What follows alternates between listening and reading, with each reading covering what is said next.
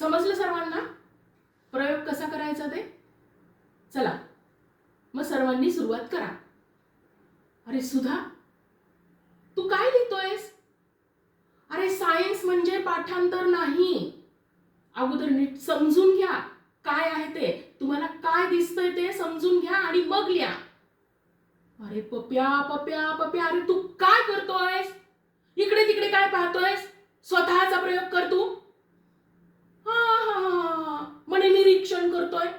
छान शब्दच निवडलास हा तू, म्हणे निरीक्षण करतोय. हे बघ पप्या, निरीक्षणाच्या नावाखाली जर काही गडबड केली ना, आधी तुझं निरीक्षण करेन मी. समजलं? अरे अरे अरे बाकीच्यांना हसायला काय झालं? सगळ्यांना निव्वळ तेवढंच पाहिजे.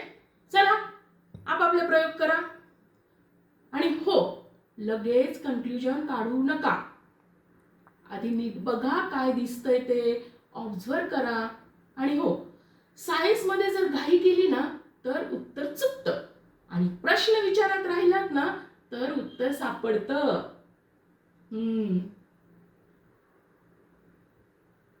चला झालं सगळ्यांचं?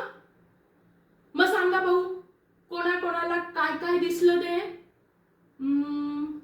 तन्वी आणि जान्हवी, तुम्ही सांगा भाऊ, तुम्हाला काय दिसलं ते?